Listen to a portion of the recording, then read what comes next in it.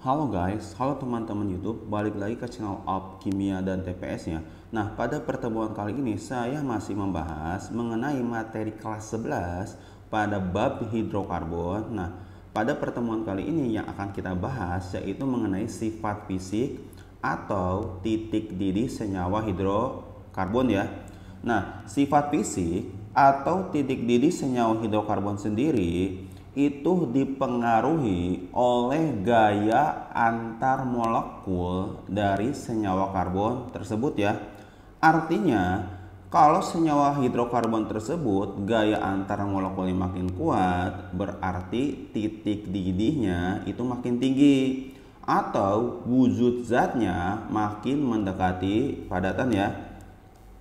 Jadi, sifat fisik ini dipengaruhi oleh gaya antar molekul zat. Makin kuat gaya antar molekulnya, wujud zatnya makin mendekati suatu padatan, sehingga titik leleh dan titik didihnya itu semakin tinggi ya. Kalau misalkan gaya antar molekulnya lemah, berarti dia sifat fisiknya atau titik didihnya itu dia rendah ya, dan dia makin mendekati wujud gas. Nah, di sini sendiri pada umumnya senyawa hidrokarbon itu bersifat non polar ya. Kan senyawa hidrokarbon ini cuma terdiri dari hidrogen dan karbon. Karena dia non polar, berarti gaya antar molekulnya itu London atau dispersi. Nah, jadi untuk menentukan senyawa hidrokarbon mana yang titik didihnya lebih tinggi, kan semuanya memiliki gaya antar molekul London ya atau dispersi. Kalau dia gaya antar molekulnya berbeda-beda, nanti kita lihat dulu dari gaya antar molekulnya ya. Di sini kan gaya antar molekulnya semuanya memiliki gaya antar molekul gaya London atau dispersi karena dia senyawanya non polar ya. Nah, berarti untuk menentukan titik didihnya yang dipengaruhi oleh yang pertama karena gaya antar molekulnya sama. Kalau MR-nya makin besar, titik didihnya otomatis dia makin besar ya. Nah, untuk melihat MR-nya makin besar ini, kita tidak usah menghitung secara spesifik. Cukup lihat saja dari jumlah atom C-nya ya. Nah, contohnya butana ini dia kan memiliki rumus molekulnya C4H10 ya. Dia titik didihnya lebih tinggi daripada propana. Kenapa? Karena butana ini memiliki MR yang lebih besar daripada propana, sehingga gaya Londonnya ini lebih besar atau gaya antar molekulnya lebih kuat ya. Nah, kemudian yang kedua, jika kita menemukan MR-nya sama atau jumlah atom C dan H-nya sama, nah yang rantai utamanya lebih panjang itu akan memiliki titik didih lebih besar. Kenapa? Karena kalau yang rantai utamanya lebih panjang, dia memiliki luas permukaan sentuh yang lebih panjang ya, sehingga gaya antar molekulnya lebih kuat, gaya Londonnya. Nah, sehingga titik didihnya akan lebih besar. Nah, contohnya butana ini kan C4H10 ya, dengan 2 metil propana ini juga sama C4H10.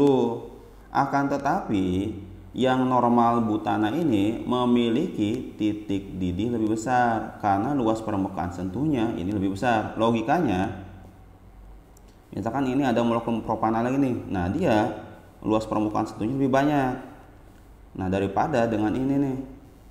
Nah, dia kan luas permukaan sentuhnya lebih sedikit, sehingga butana ini memiliki titik didih lebih besar.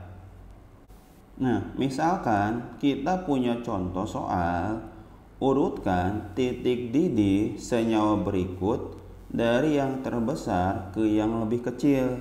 Nah, di sini ada 4 buah senyawa, ada 2,2 dimetil propana, normal pentana, kemudian 2 metil butana dan normal heksana. Nah, langkah pertama kita cari dulu yang MR-nya paling besar. MR yang paling besar itu bisa dilihat dari jumlah C yang paling banyak ya. Ini kan termasuk kategori alkana semua ya. Nah, untuk 2,2 dimetilpropana jumlah total C itu 5 ya. Propana kan C-nya 3, metil 1 karena dia dimetil 2 tambah 3 jadinya 5 ya. Kemudian normal pentana sudah jelas 5. Kemudian 2 metil butana, metilnya 1, butananya 4 sehingga totalnya 5. Untuk normal heksana total C-nya 6 ya. Nah, otomatis normal heksana ini dia yang titik didihnya paling tinggi ya. Kenapa? Karena dia memiliki MR yang paling besar. Kemudian untuk menentukan mana yang lebih besar antara 2,2 dimetilpropana, normal pentana, dan 2 metil butana, kita lihat dari rantai utamanya.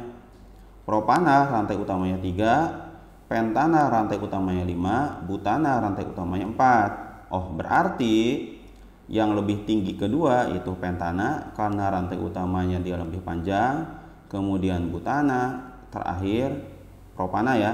Berarti kalau kita susun titik didihnya dari yang lebih tinggi ke yang lebih rendah, yang pertama ini normal heksana karena dia jumlah C-nya paling banyak. Kemudian normal pentana, ini kan ketiga senyawa ini jumlah C-nya sama, tapi dia memiliki rantai utama paling panjang, ini kan 5 pentana tanpa cabang. Kemudian baru 2 metil butana, rantai utamanya dia 4. Yang terakhir propana rantai utamanya 3. Nah, demikian untuk pertemuan kali ini. Jika kalian suka dengan video ini, tolong dukung terus channel ini dengan cara like, share, and subscribe ya.